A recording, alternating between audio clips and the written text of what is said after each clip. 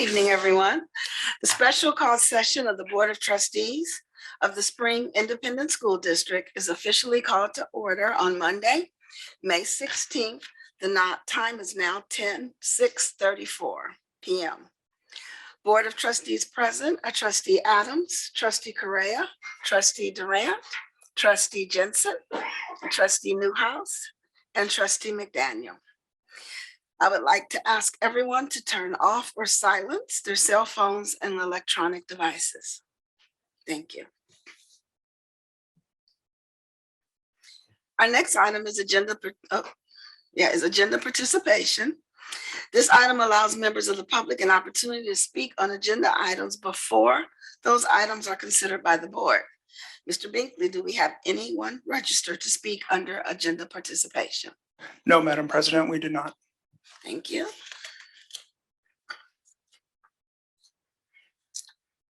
For our next item, I would like to recognize our Chief Financial Officer, Ann Westbrooks.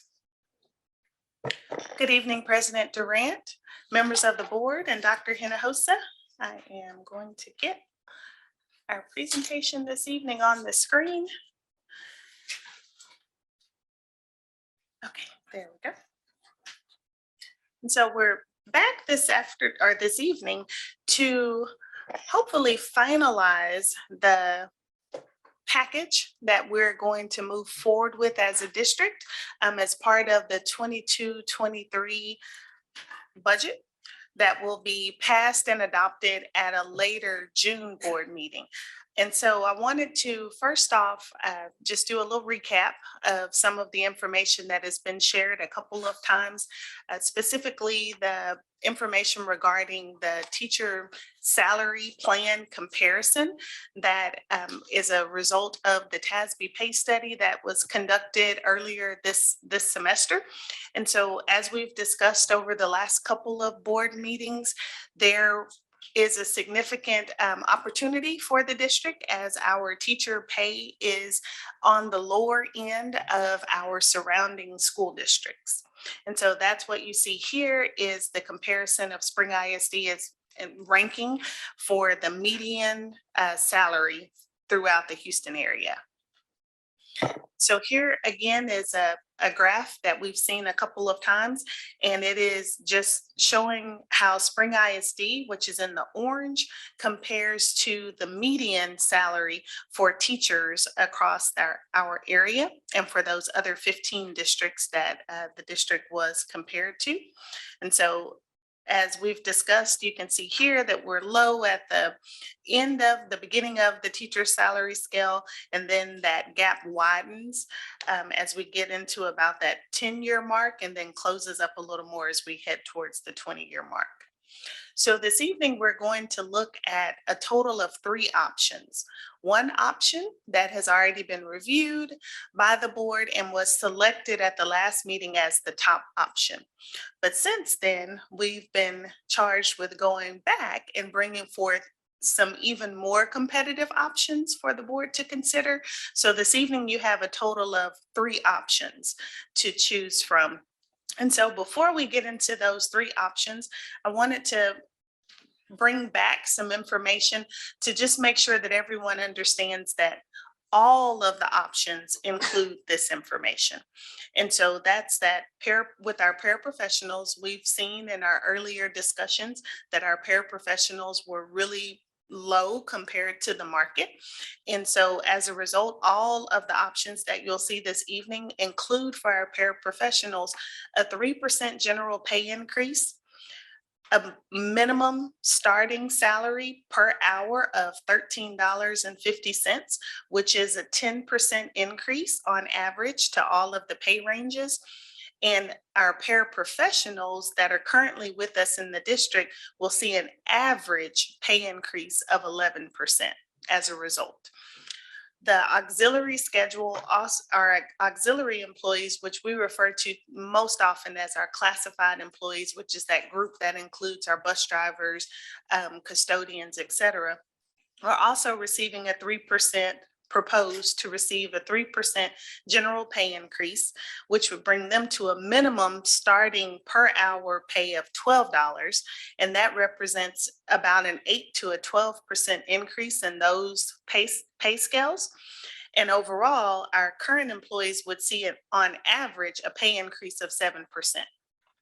With both the auxiliary and the paraprofessional employees, the midpoint has been adjusted to 15 years, which means if you look at the entire pay range, there's a beginning, there's a middle, and there's the maximum. So minimum, midpoint, and maximum. And that midpoint is now at 15 years, as opposed to before it was closer to 20 years.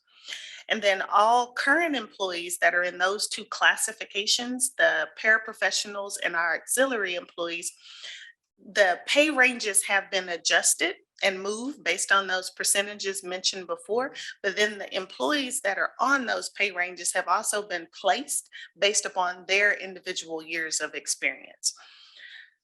All other employees, all other staff would receive a 2% general pay increase.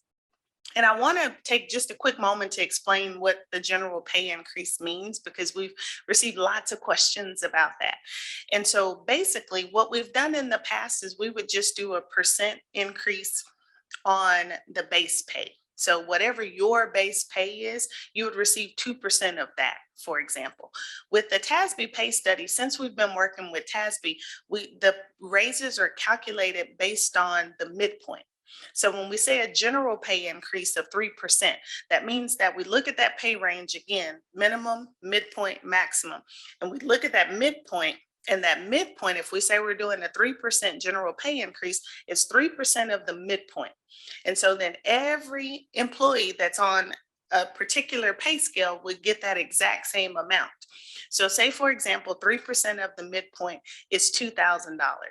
Well, $2,000, if you make $20,000, is different than $2,000 if you make $40,000.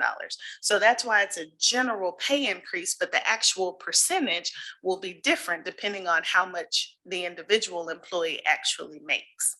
So I wanted to take a moment to point that out, because I know lots of people are saying, what's a general pay increase and what's a control point? That's how that's calculated. Are there any questions on the general pay increase?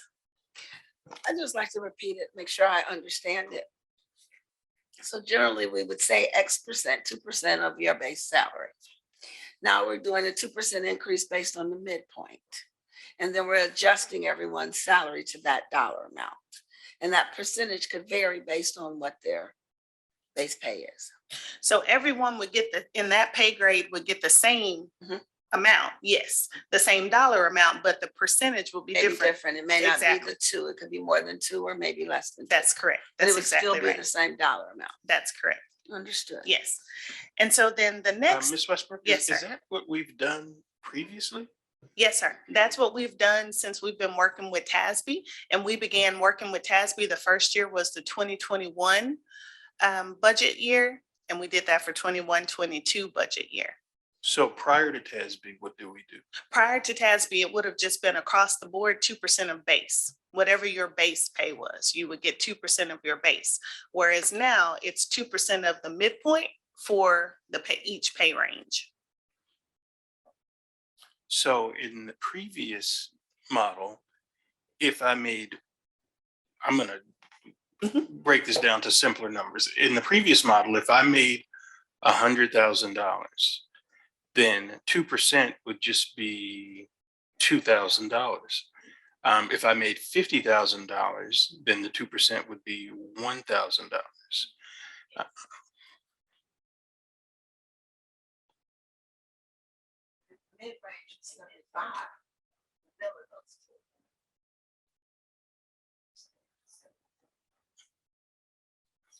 So that means whether you make $100,000 or $50,000, you're going to get $1,500 increase. If you're all in the same pay grade, yes. And it's okay. Mhm.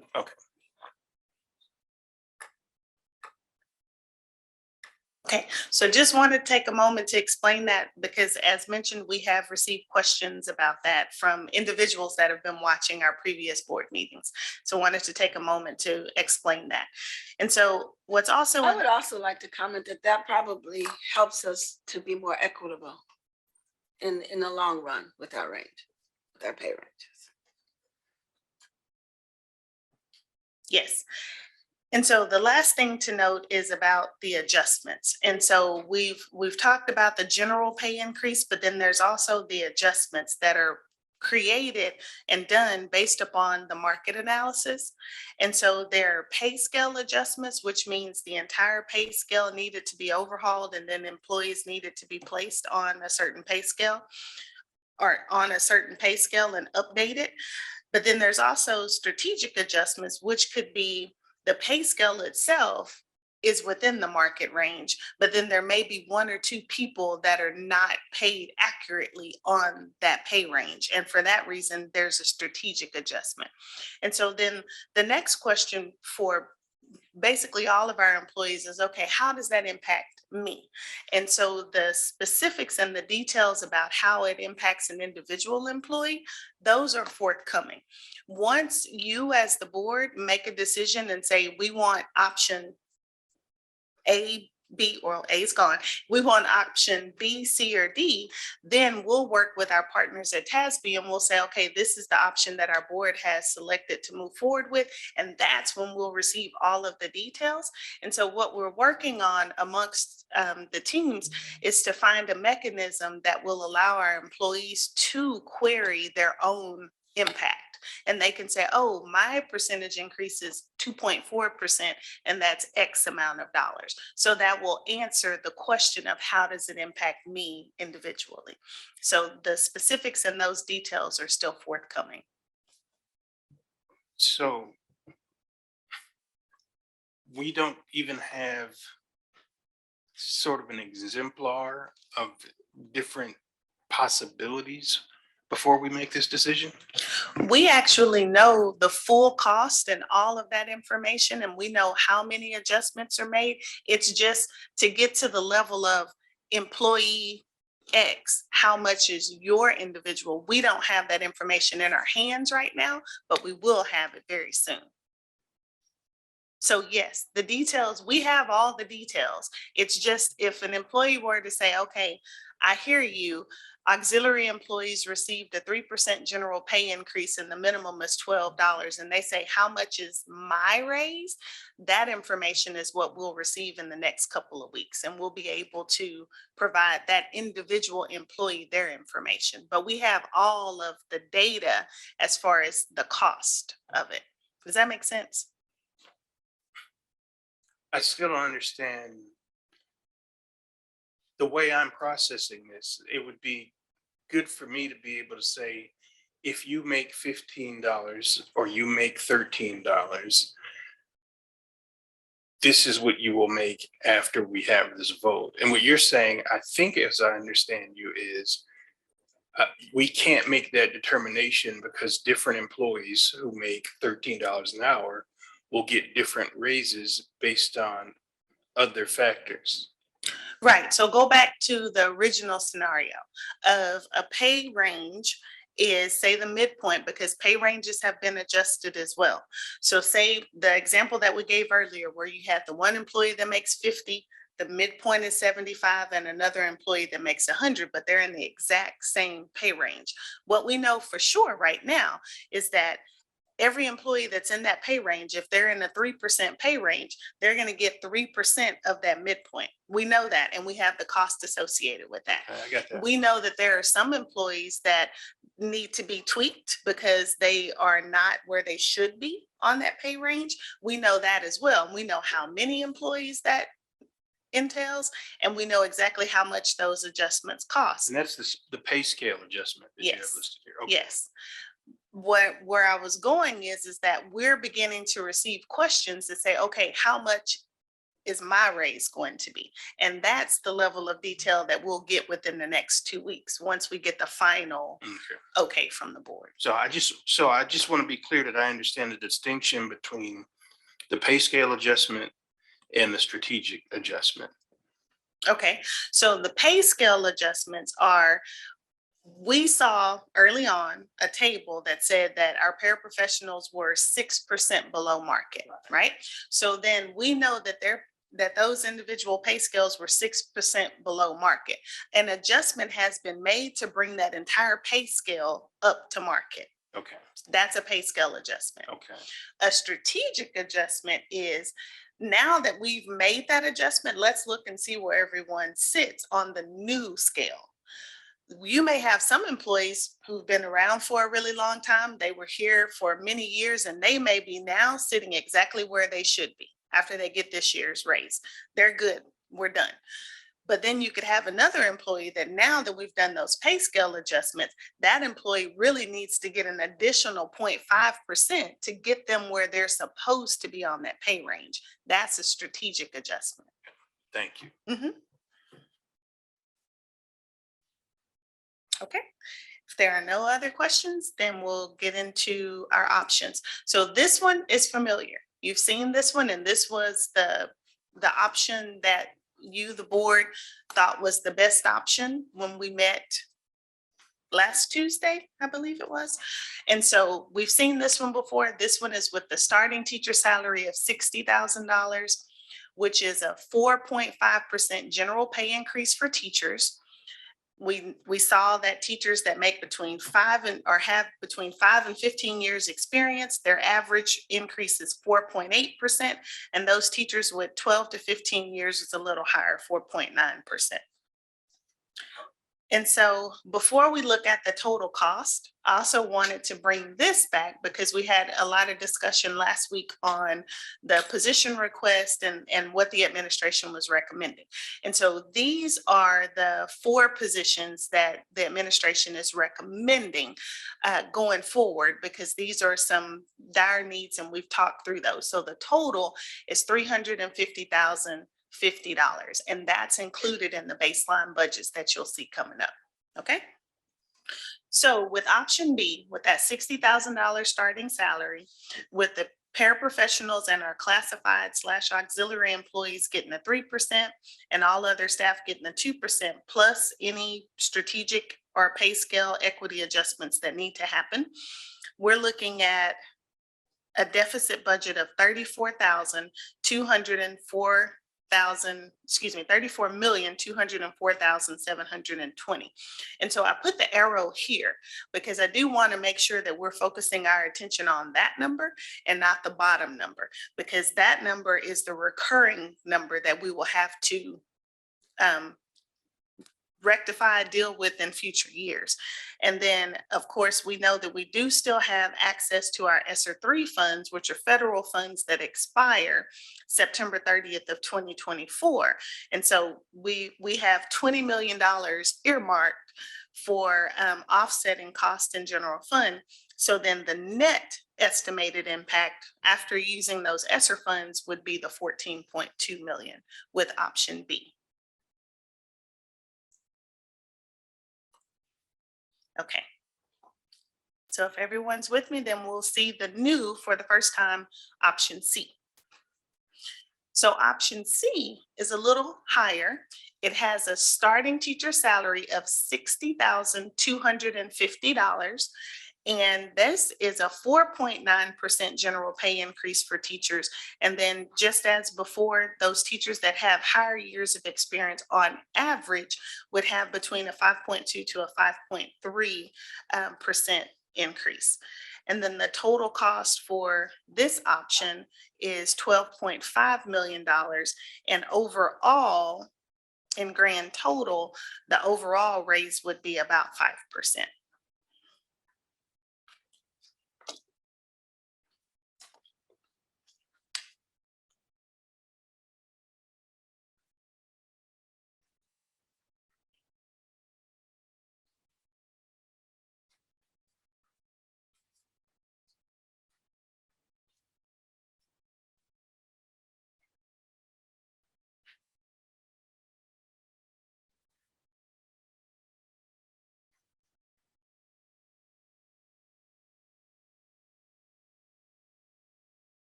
Okay.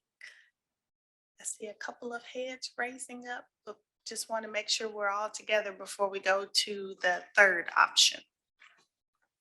Or actually, we'll see what the cost is and then we'll go to the third option.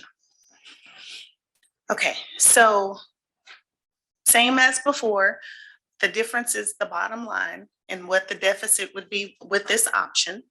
And so with this option, it would be $34,809,500. And the bottom line after the ESSER impact would be 14.8 million.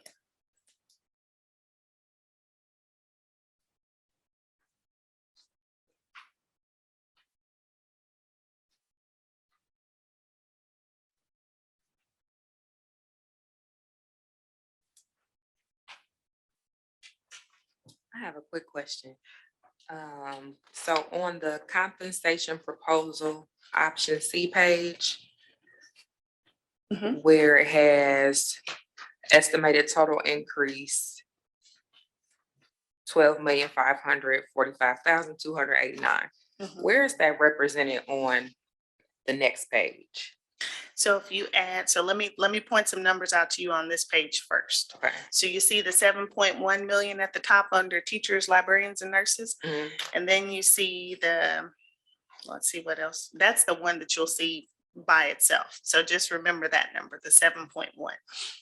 Okay, so you see the 7.126 here. Mhm. Okay, so then if you add that plus the 3 plus the 1995, it adds up to that 12,545. The only reason that bottom number, that 12,895 is higher is because it includes those additional position requests. Gotcha. Okay, thank you. Mhm.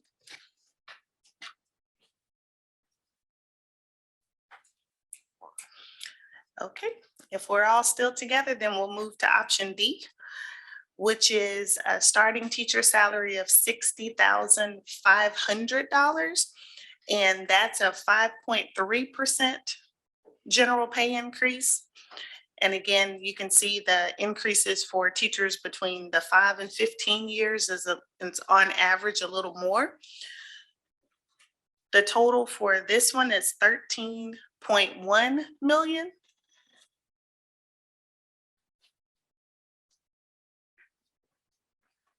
And then here's the impact where the bottom line would be 35,418,000. And after the use of ESSER funds, it would be the 15.4 million.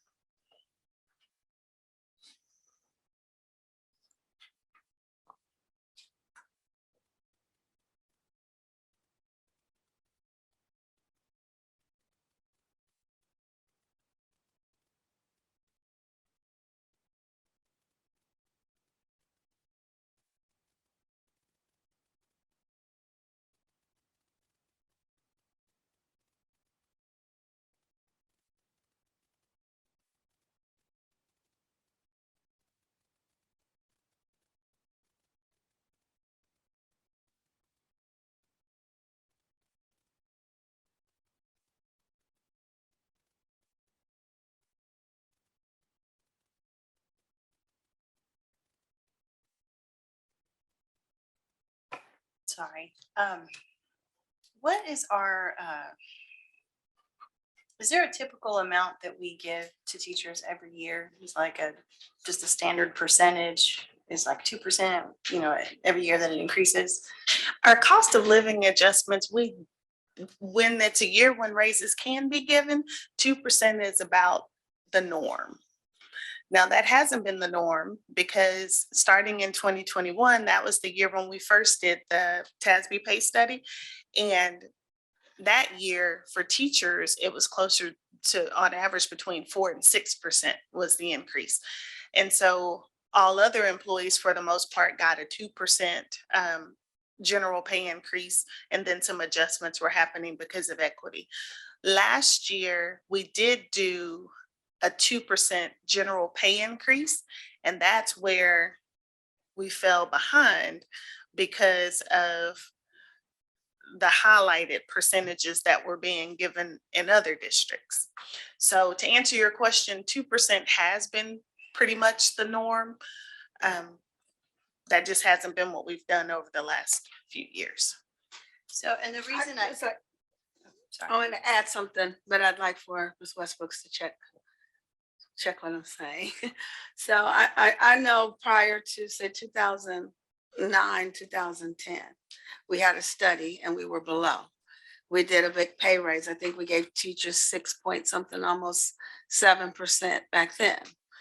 Then we were hit again in 2011 with the 35 million reduction from the state, right? So we weren't able to really do anything for a couple years. We fell below, right? And so then there was another year we gave a little more than the two to 15, catch us back 16. up. Was that 2015, 16. 2015, 16, right? And so since then, we've been doing the two. Now we did another pay study and we're below again, and we're trying to bring it back up.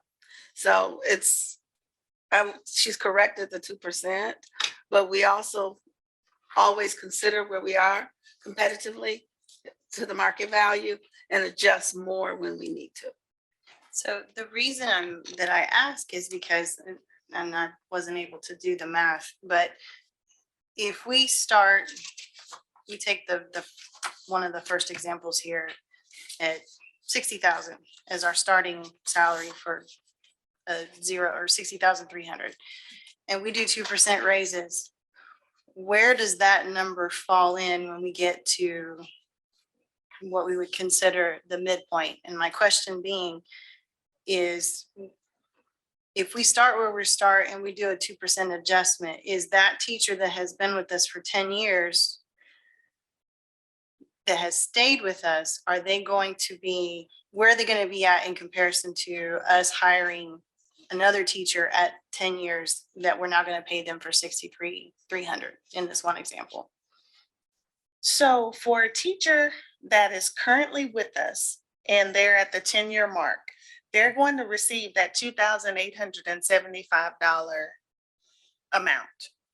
And then based on where that individual, where the 2875 puts that individual teacher, then there may be, and I say may because it just depends on where that teacher lies on the pay scale, there may be an additional adjustment that's necessary to make sure that that teacher is where they would be on that range. So, but a teacher, I think the question you're asking is whether or not a teacher coming from the outside in would end up making more than a current teacher with the same years of experience. Or less is what I'm thinking.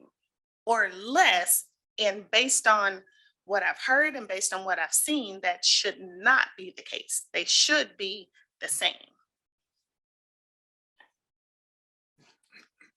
And then the pay range maximum, how did we come up with that? Because we got the min and the max 60 and then 86,100, They just take it through to 25 years. 25 years. For teachers. And for some reason, most of our pay ranges go to 30. But for the teachers, it tends to it ends at 25, but then there's always, I think HR figures the salary for teachers that come in with more than 25 years. I don't see where there's, and maybe this is just one of those factors that TASB needs to factor in, but it seemed to me like when I was teaching, there was additional money for different levels of education.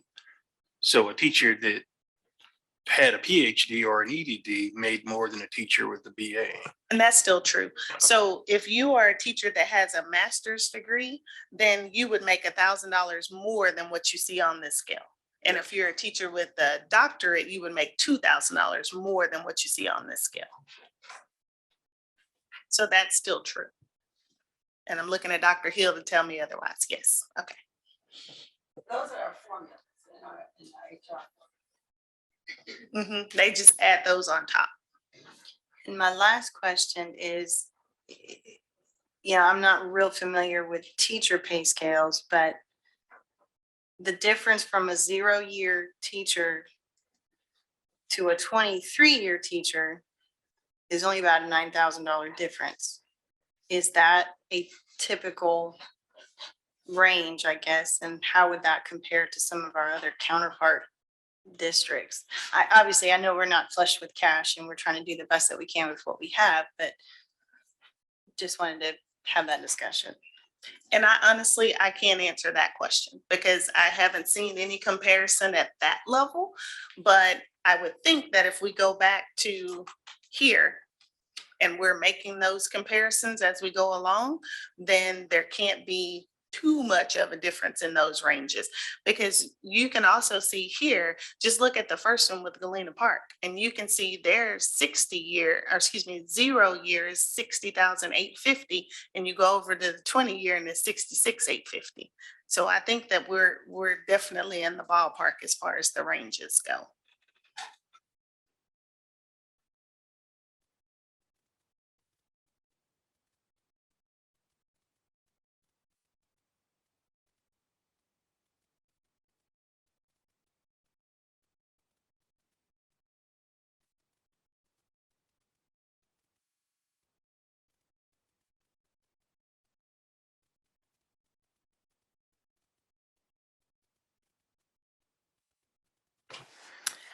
So we have a decision to make this evening, so I want to give everybody adequate time to digest it. So we're going to pause a little bit longer.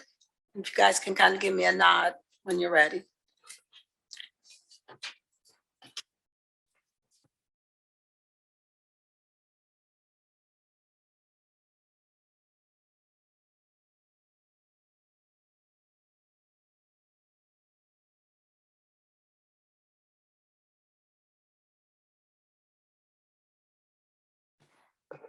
I have to say, I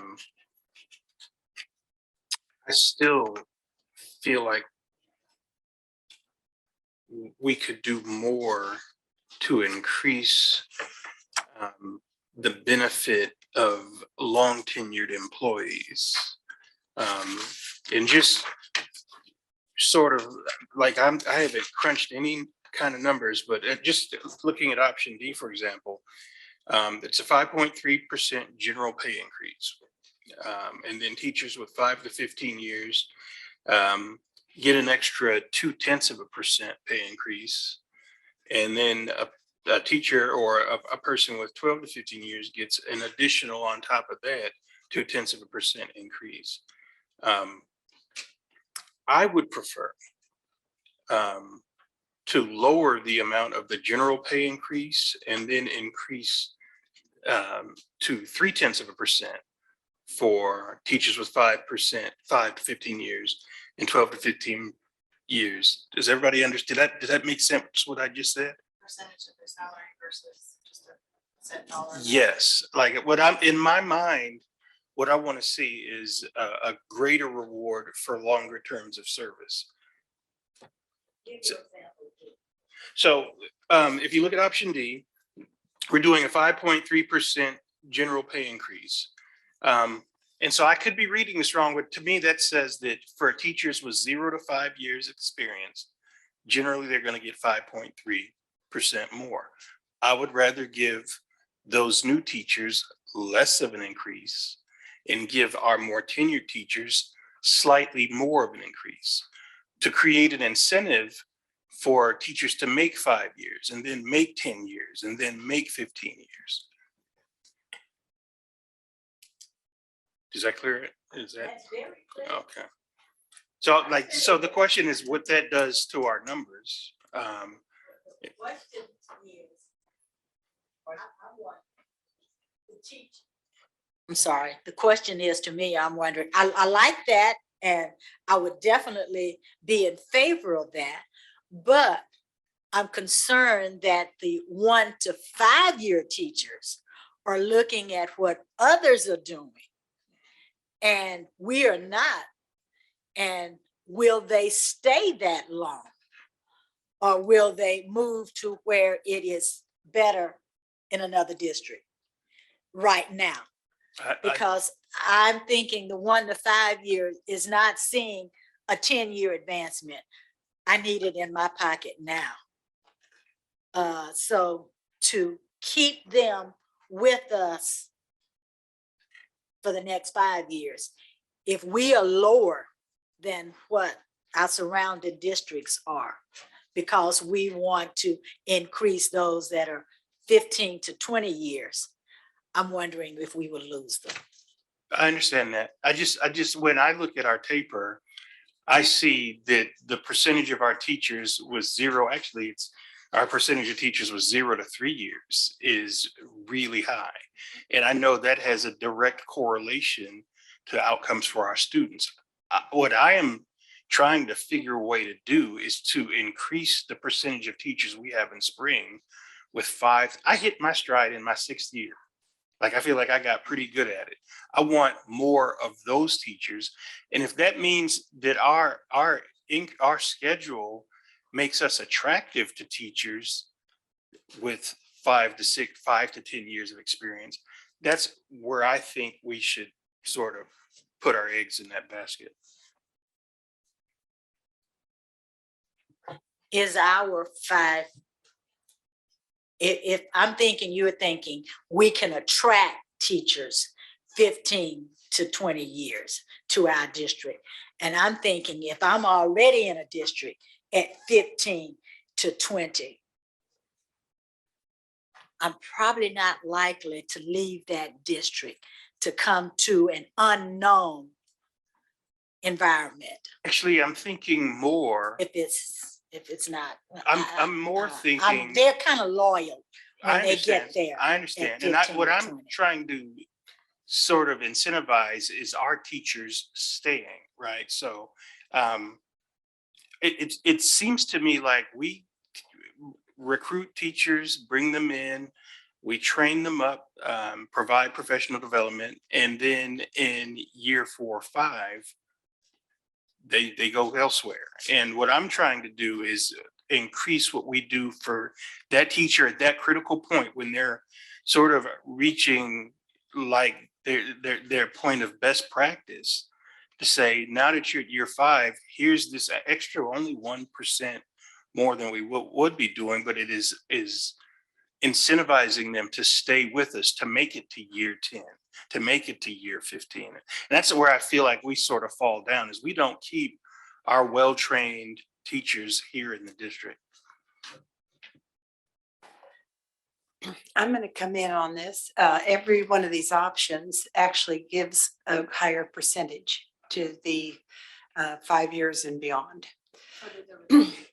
And the only reason why we give people a pay raise, that's how long they've been around. I don't think we should do that.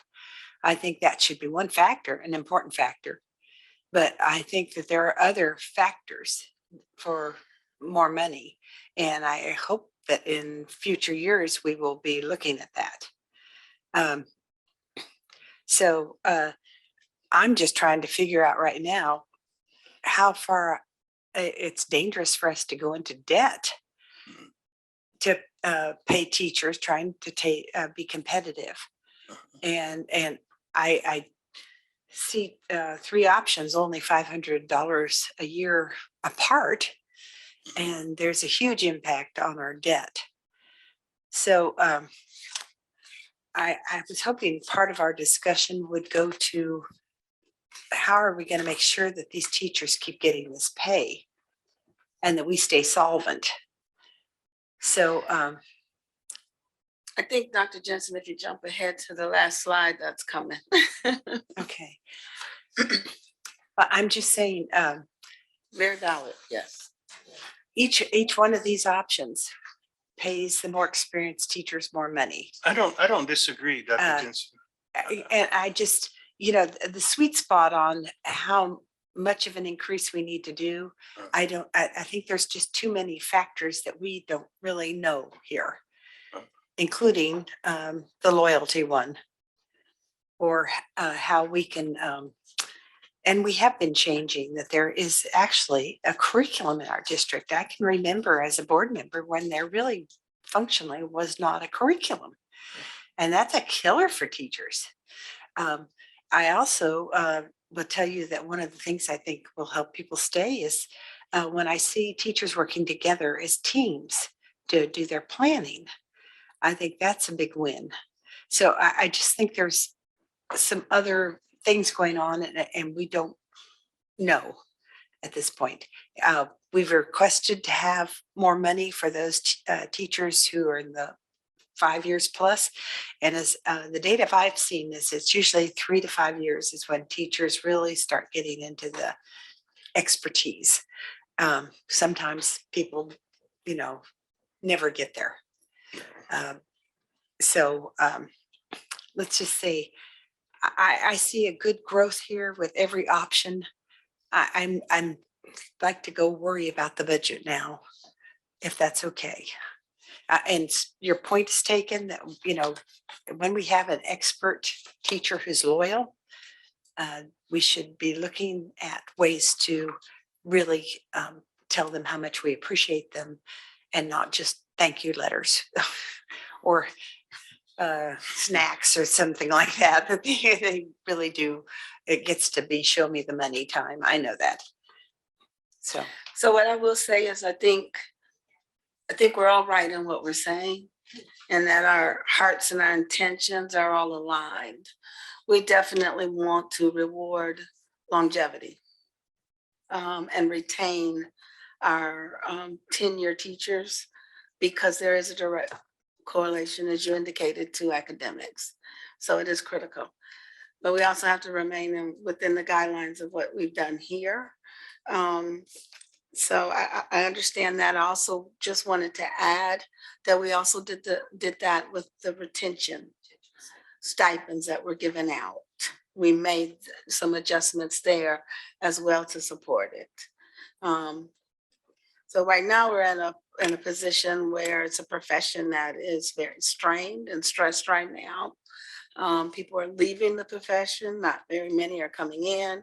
So being competitive is really critical given the environment that we're in right now. So I think we're doing the best that we can given the environment and what we have. I like that we have made a shift to give a little more to our more tenured teachers. Would we like for it to be more? Of course. I think we did the same thing with the retention as well, not just here, where it was a little more for them. So we've done the best I feel that we can right now.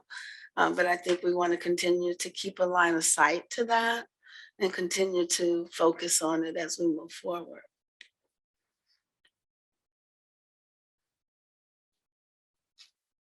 And I won't belabor this point, but the state of Texas could certainly help us with this problem.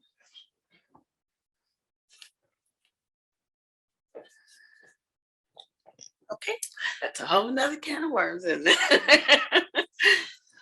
so the question that we would have for the board is, of the three options that have been presented, is there, because what we're trying to walk away with this evening is actually a vote so that we can begin to advertise the new teacher rate for the 22-23 school year to help us with recruiting efforts, as well as very important retention efforts, because people are watching what's happening as they're making their decisions. So of the three options that are presented, is there an option that the board is comfortable voting on and moving forward with this evening?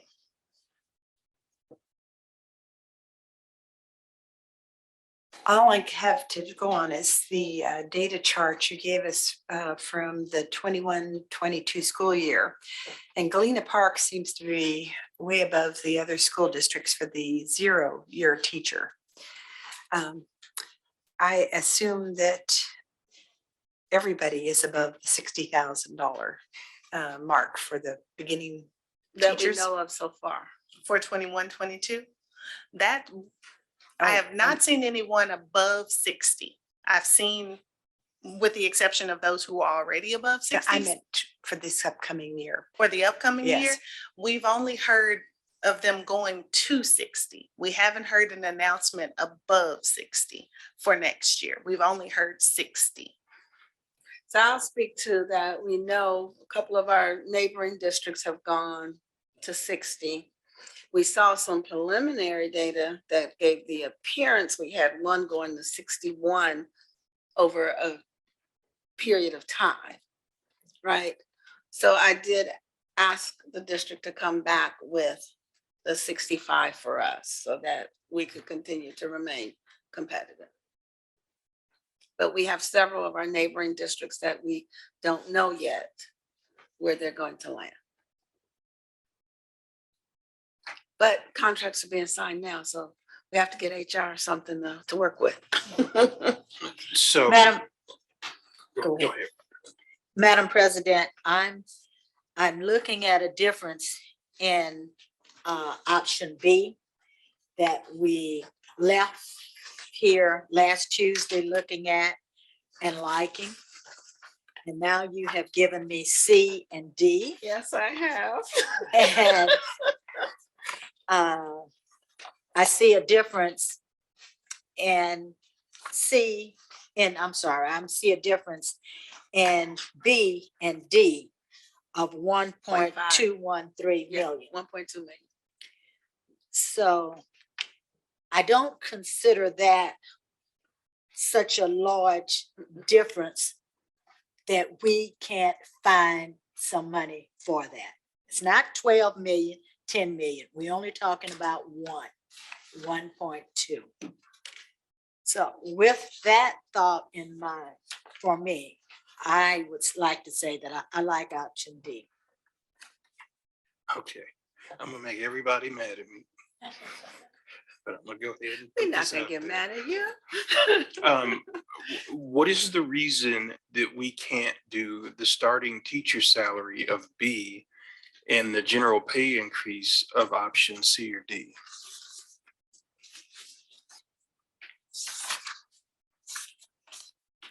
The general pay increase is what's determining what that starting Oh, it is? Yeah, that's what, is, yes. Okay, I didn't realize that. Okay. I'll go on the record of saying I'm in favor of option D.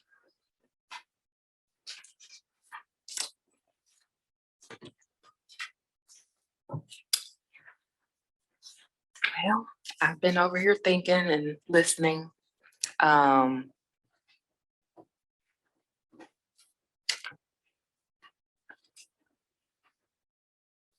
We know teachers deserve even more than what we have here on this page. So I'm going to be the proponent of whatever we can do most for teachers. And then thinking about Trustee Newhouse's point about the difference not being as substantial as one may, or I would say as I may have came in thinking.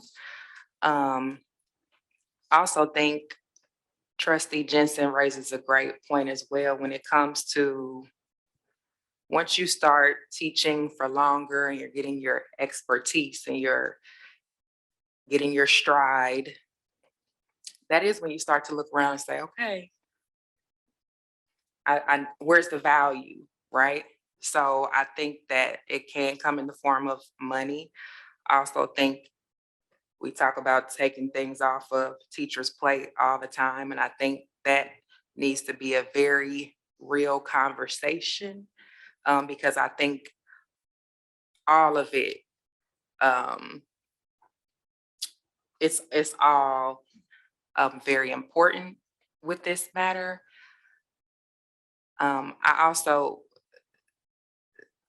this rent, like Trustee Correa said, you $9,000 after 20 years is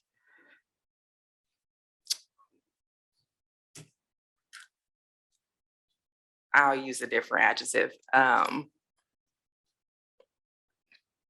Unfortunate is what I'll say, but I understand as a teacher myself, that is what our scales look like.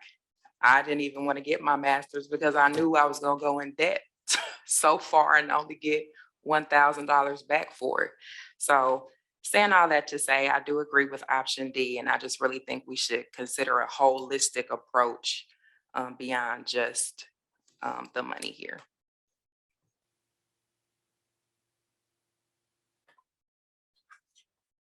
So I'm gonna throw something else out.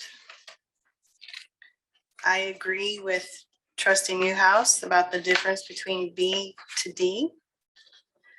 But something that just kind of popped in mind, would it be fair to say that option B gives us enough of a competitive edge that if we were to go with B, we would be okay?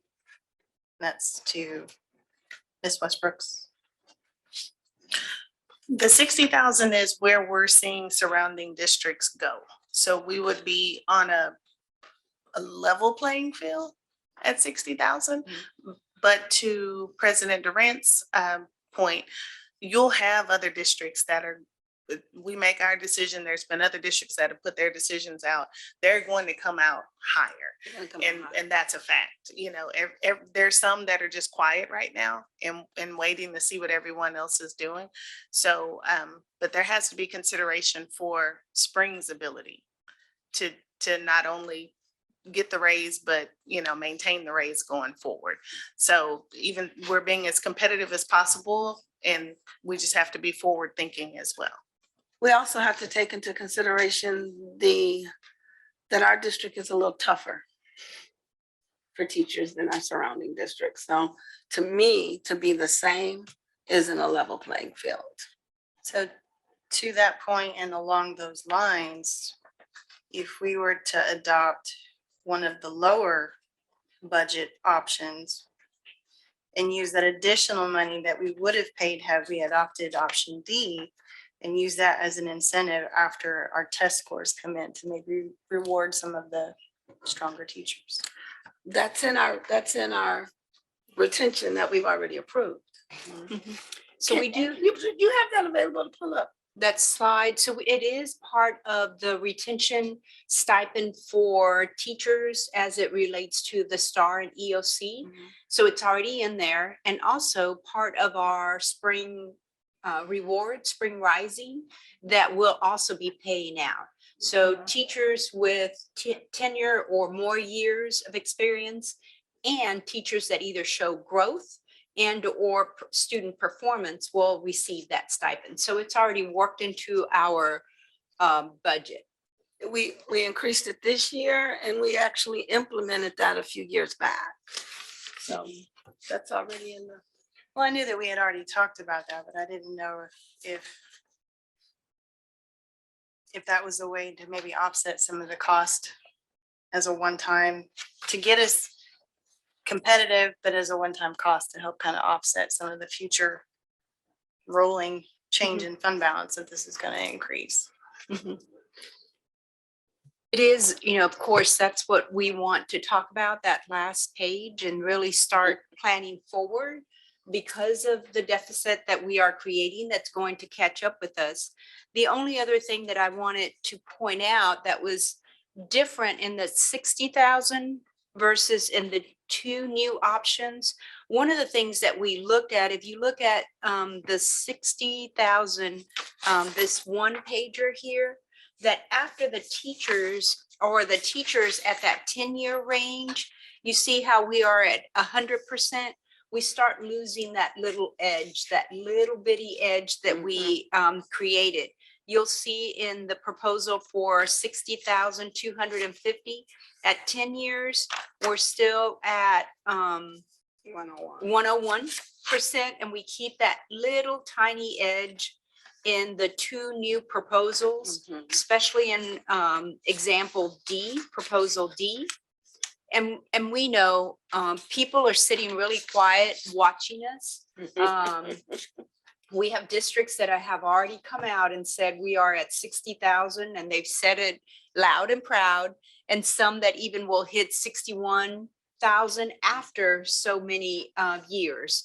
So we know that everyone's sitting and watching. We also know that we need to move quickly to be able to start the recruiting.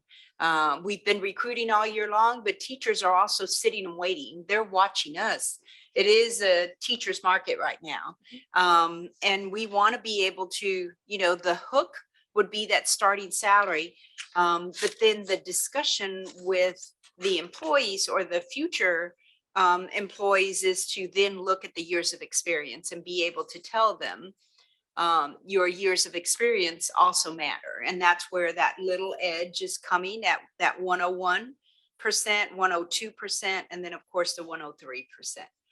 But we are using that 60, either 60,000 or 62.5 or 60 0.5 as the hook to get them to our table or to get them to our website.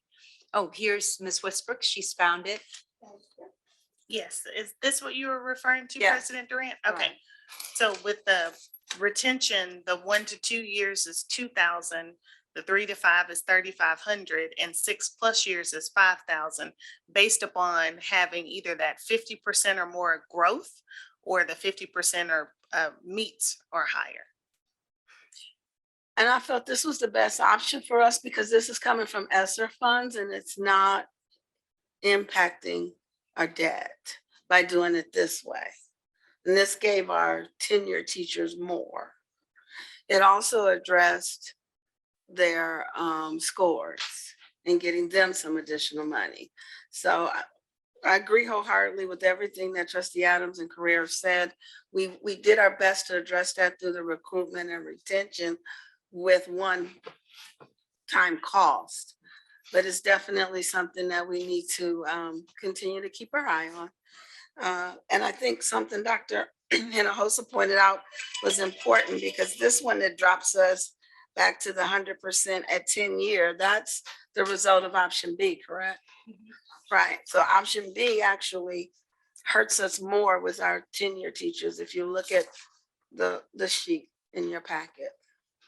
And then the two that are stapled together are the new ones, which are C and D.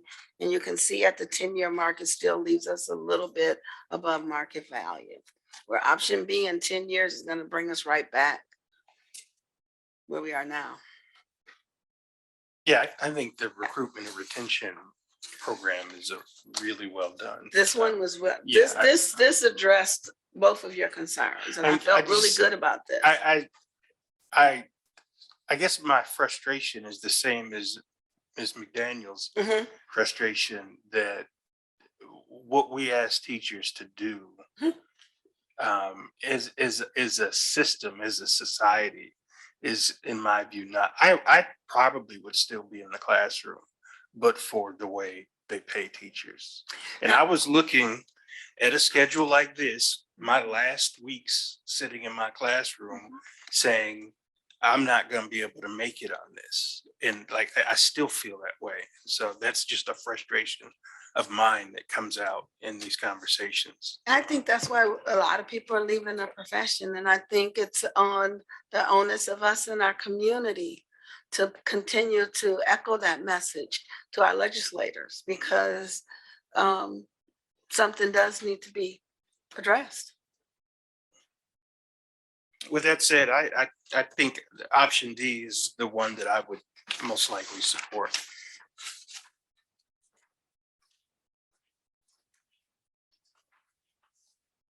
I'm leaning towards D as well.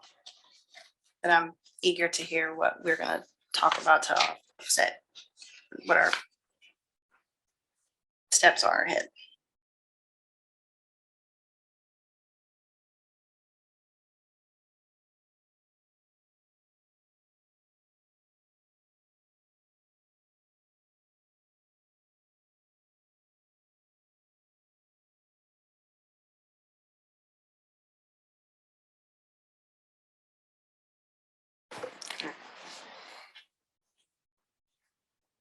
Okay, I would like to entertain a motion that the Board of Trustees approve the compensation package option D as presented by the administration. Madam President, I move that the Board of Trustees approve compensation package D as presented by the administration. I second the motion.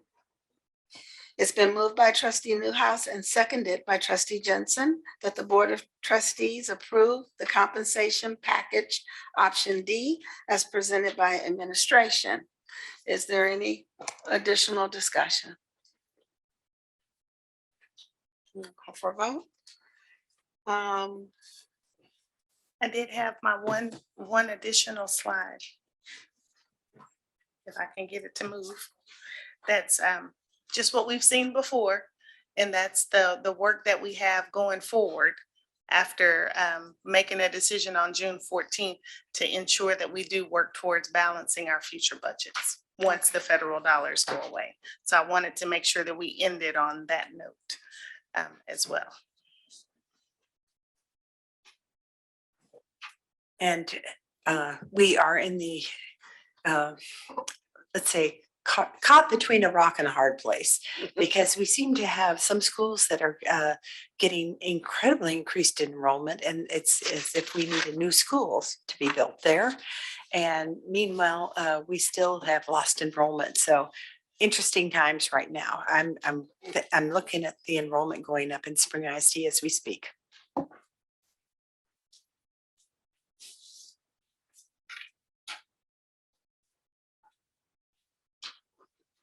All right.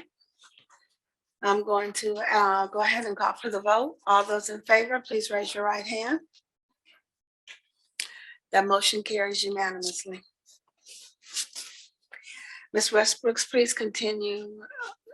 Before we move on to your next item, do we want to have a brief discussion around next steps? Or do we want to reserve that conversation? We have our budget work session that's scheduled for June 2nd, and then the adoption of the budget on June 14th. So what's your pleasure? I would like to have just a brief Okay. discussion. We never seem to have enough time when it comes to talking about the budget.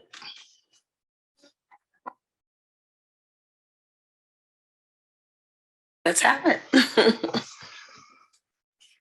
As we've said in the past, you've either got to cut your expenses or increase your income. And I will tell you, I've been through a budget cutting process that just ripped our hearts out. You get to the point where if you want to keep your teachers, you no longer can bus all the kids, the district, anyone who wants a bus ride. And it was a huge expense and trouble for the district to go to the 1 mile. Are we at the half mile or still at the 1 mile? One. And then there are times where, teachers that we really wanted to keep were going away. I am just, Mr. Ranch, you were there, suffering with me. I was a brand new trustee and you had more experience. And they gave us big lists of things that the public suggested that we could do to save money. And there were,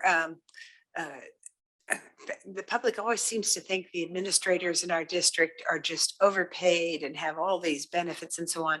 And if you do any search in Texas, you will see that our administrators are not overpaid. In fact, as I understand it, Ms. Westbrooks, we actually pay a little less for administrative fees in our district than other districts do. Our percentages are definitely comparable in a lot of areas, and there are areas where it's lower. We're paying less in general administration. Yes, ma'am. Yeah, another thing we let go of was full-time librarians. They were expecting librarians to move, stay half day at one school and then go to another school. And Or half day in the library and half day teaching, that sort of thing. Mm. And that didn't work out. We lost a lot of good we librarians replaced at our that time. RNs with LPNs. We lost our nurses. Mhm. Another thing is you get suggestions sometimes from the public is that you shouldn't have these great big convocations or that sort of thing. And they didn't realize that those were actually paid for by outside entities. Spring ISD was not spending the money on those things. So I can tell you that I used to help with Boy Scout badge workshops, and they wanted an elected official to be there. And I gave the boys the list we got. And I said, what do you want to cut out? You got to save $2 million out of this list. What do you want to cut?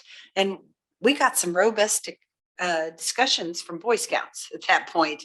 All right. So I'm saying that when we start cutting, it's not easy. My preferred way to do this is to get increased income. So, correct. And I'll say back in 2011, I believe our fund balance went down to, was it 9 or 13%? It's 9%. That was our low 9. point. It was at 9%. Right now we're at what? About 35%. We're at 35%. So this $1.2 million, I guess, doesn't give me as big a heart attack as it does you guys, because I saw when the number was a whole lot more and our fund balance was down to 9%. Was- We're not there now, but we can't wait till we're there again. And then you never know when there's going to be something unforeseen like we got hit with in 2011. So we need to be prepared. Was I there a think- such thing as a first rating in 2011? Or was that developed afterwards? I think they said a healthy district was be 13 to 15% is a healthy fund balance is what they typically say. The first reporting was definitely around at that point, and that was the 1 year, if you recall, that we did not receive superior achievement. Yeah, Mhm. our AAA score dropped, our rating score dropped, when that went down to 9%. And so you all see Miss Westbrook's always teases me because she knows I'm gonna ask what percent is the fund balance? Because I remember when it was 9%, so I'm always like, where are we? Where are we? Where are we? So we're not there yet. So I don't want you guys panicking, but we do need to address it so we don't get there again. We're sitting pretty healthy right now, but we aren't going to be able to continue to sustain it with passing budgets below where we ought to be. So I'm probably going to make a really unpopular statement. But I think one of the biggest things is partnering with our community and our parents and getting our kids back. We've got a lot of charter schools that are out there that are promoting because they get the dollars to promote, that aren't better and offering more than we are. So I think we really ought to get out there and do more promotion and education and stressing. Mr. Kirk, you're working with us in our communication department and getting out there and making sure that they know what all we have. I don't think parents have any idea what we have. I remember during my last campaign, there was a parent on Facebook saying we didn't have any programs. We have hundreds of programs. And her daughter was a senior. And I said, that's not only her fault, that's our fault too, that they don't have that awareness. So I think there are things we can do to get our kids back. I think that's going to be the biggest challenge, but I think we're going to have to take some tough, hard look at programs, which ones are getting the return on the investment, which ones are not, and cutting the ones that are not.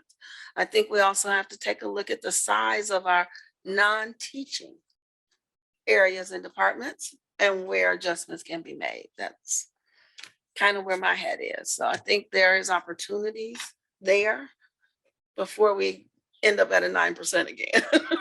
Yeah. In the vein of, getting our kids back from charter schools, I know the time I spent teaching at charter schools, one of the things that sometimes happens is kids that don't fit into the culture of the charter school are removed and sent back to their home districts. And I was discussing with Dr. Hinojosa today, what do we do to transition those families back into Spring? In the same way that when a child goes to Ritchie Academy, but when they go back to their campus, there's a transition specialist that helps them. Right. And I think we could be more welcoming and when our kids do come back, like easing, because that's typically done as a punishment. And it should not be considered a punishment to come to a school in spring. And so whatever we can do to roll out the red carpet to those kids who have been punished by a charter school and make their transition back a better one for the child and for the family, I think would be money well spent. And I think we need engagement and partnership through our caucuses with our surrounding districts to address that with our legislators, where the cherry picking that charter schools get to do that we don't, shouldn't be allowed. So I think we need to attack getting our kids back, not just promoting more what we have, but also partnering with our other public school systems and our legislators to make sure that the playing field is equitable, because it's not. Madam President, I know that the administration has probably already sent out a request to administrators about budgets for next year. And I'm thinking that and hoping that our administrators are looking at the fact that we spent 2 years with no students, virtual here. So I have enough supplies.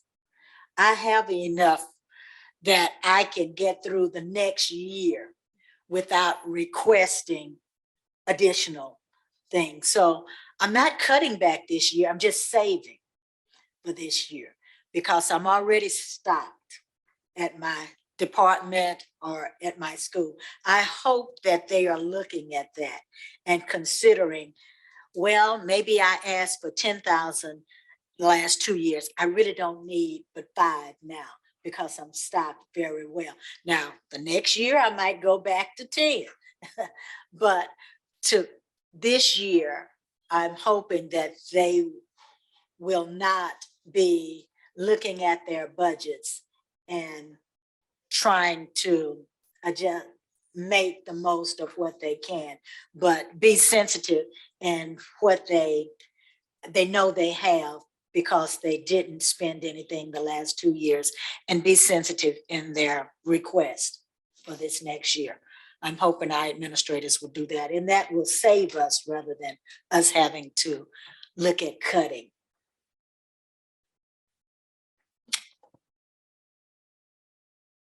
And on the flip side of that, though, I think they're pressed right now with additional expenses they didn't have before, like substitute budgets and trying to cover where they have shortages. And I think our campuses are probably in need of a lot more overall than less. I think our focus needs to be outside of the campus where the kids are when we're talking about adjustments that can be made. And that's my opinion.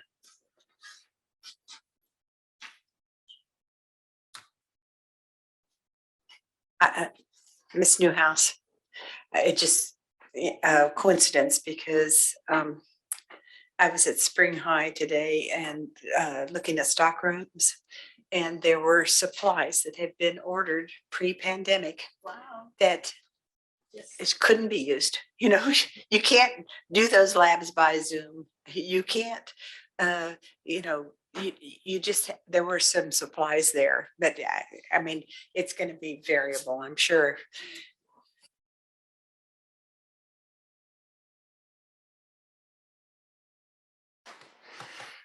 I agree 100%. Thanks for sharing that, Dr. Jensen and Trustee Newhouse, because I'm sure there's excess there. I just want us to keep a clear line of sight that the pandemic created other costs as well. Yeah. Is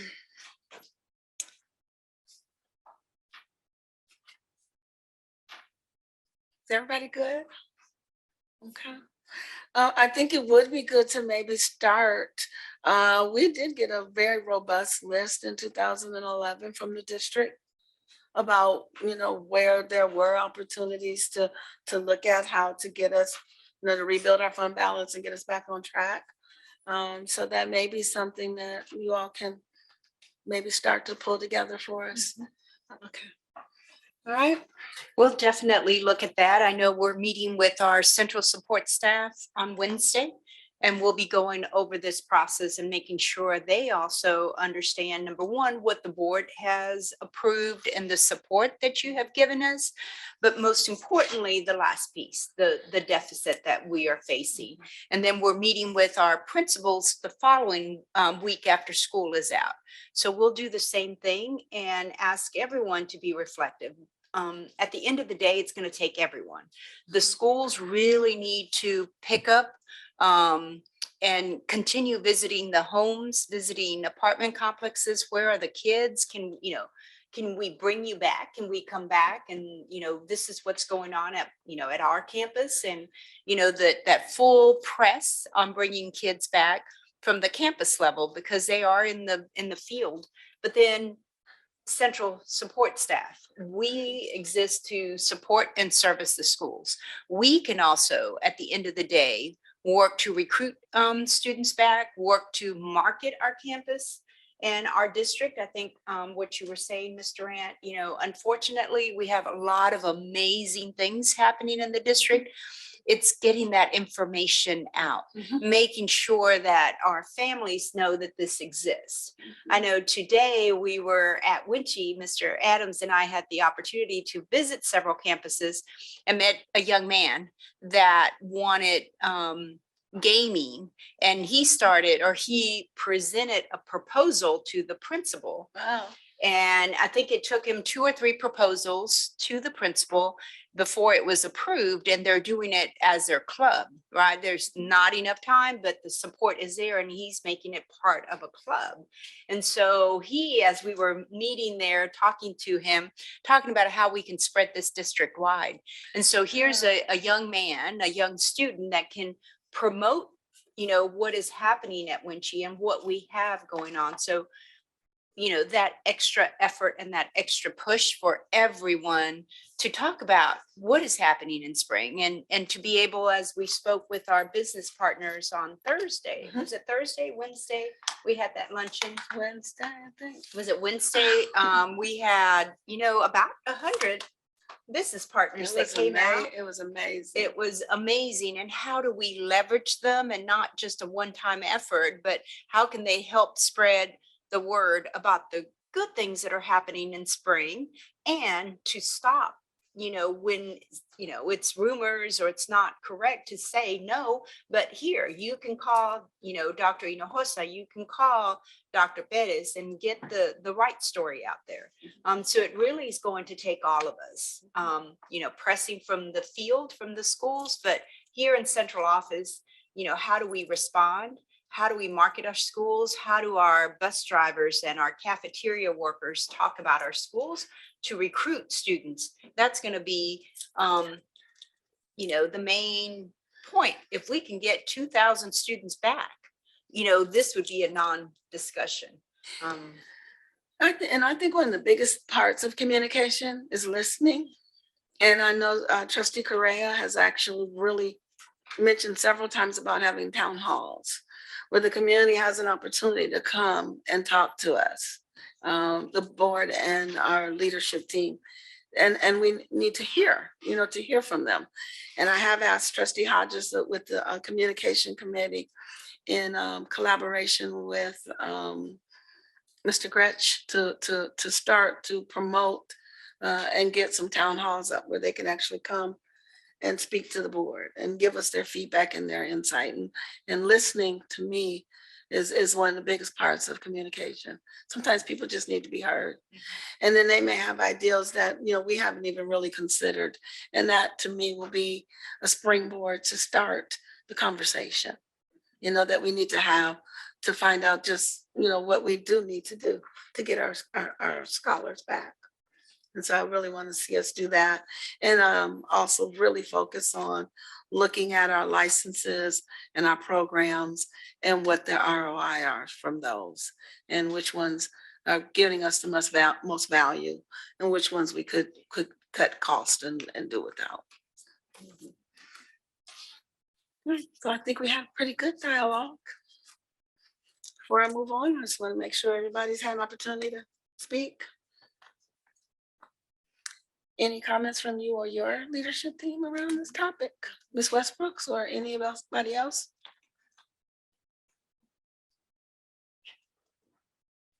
Because it's going to take all of us. Yeah, all right. Okay, Ms. Westbrooks, you can now proceed with your next item. Okay, thank you very much. So in March, we brought forward an item regarding our fuel cost and the fact that our contract was ending, and we had some concerns with pricing, and we were looking for some options. And so I'd like to hand it off to Mr. Miranda to talk us through the option that we're bringing forth tonight. President Durant,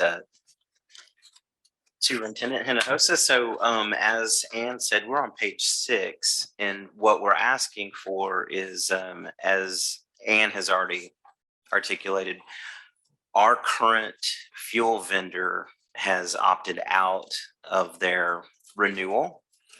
And I think we talked about that a board meeting or 2 ago.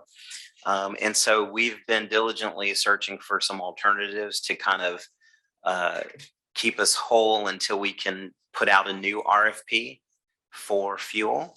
And so what we were able to find is an interlocal agreement of fuel cooperative through TASB.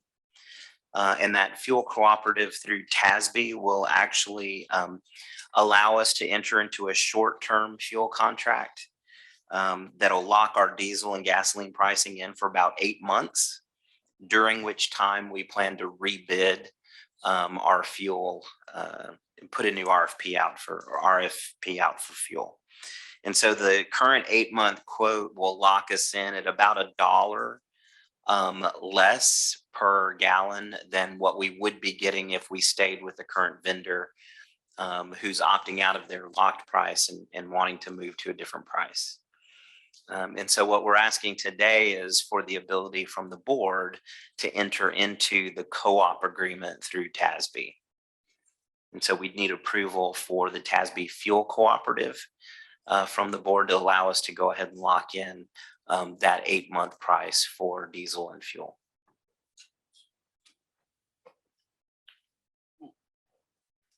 What's the reason that that contracting with TASB is a short-term option? When we go out for RFP in 8 months, do we expect to get a better rate? That's the goal. Okay. Right now, the current contract that our current vendor is opting not to renew, it was a 2-year contract with 3 one-year renewals. We were in the first year of that renewal phase. And because of the volatility in the market, they did not want to lock in at the price that we had been getting from their contract.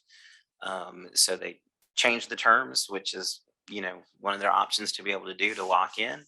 Those terms are way more costly than we were prepared to pay. The TASB agreement is going to get us a better deal by, like I said, about $1 less per gallon on our diesel.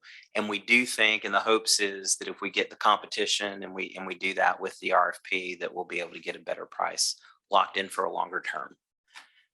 If that doesn't happen in the RFP, then it might be something where we would want to stay with the interlocal agreement or the co-op, but we'd like to test the market again.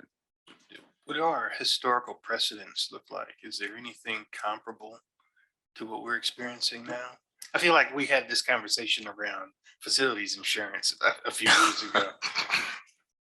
When you say if there's any, I'm sorry. I mean, where the market is really volatile, and so just looking back historically, have you ever faced anything? Has anybody ever? Not like the current market, no. Not like the current market. I haven't personally. So we were having the insurance discussion a few years ago, and I was reading somewhere that homeowners are losing their insurance around the Gulf. The underwriters won't write policy. Right. For if, like my brother was explaining to me, if there's an issue with your roof, they just cancel you and move on, and you're just stuck as the homeowner. And so, right.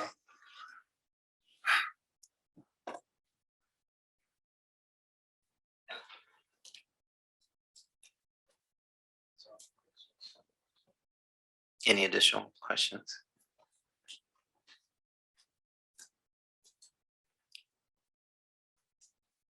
Just that I know you're always looking for ways to save money, vehicles more efficient. I know you're doing all the things you can do at your end. Yeah, it was a great, Yes. great partnership between transportation and procurement, really getting out there and kind of trying to find out what our options were.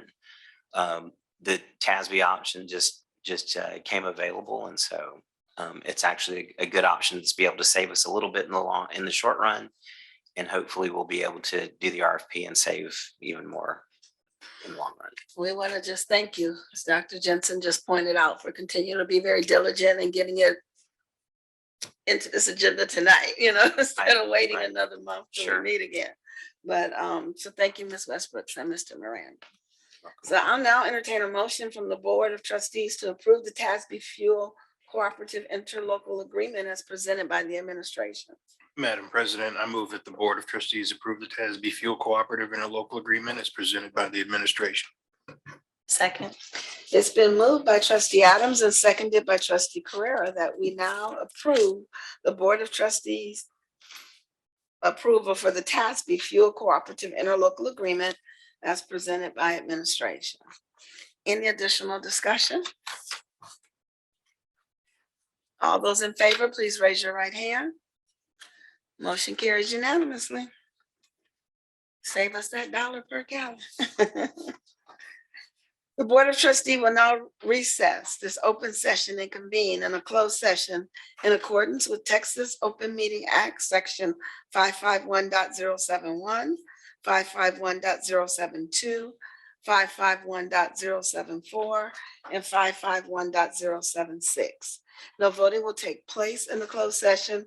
Any action the board wishes to take as a result of the discussion in the closed meeting will take place after the board reconvenes in the open session. And the time is now 7:59. We will now reconvene and resume the special called session of the Board of Trustees, and the time is now 8:44 p.m. Seeing that we have no items to discuss from our closed session at this time, I will now entertain a motion to adjourn. I move we adjourn. Second. It's been moved by trustee Adams and seconded by trustee Newhouse to adjourn the meeting. All those in favor, please. Trustee McDaniel. I didn't look. I thought I recognized the voice. All those in favor, please raise your right hand. Carries unanimously. The meeting this evening adjourns at 8:45 p.m.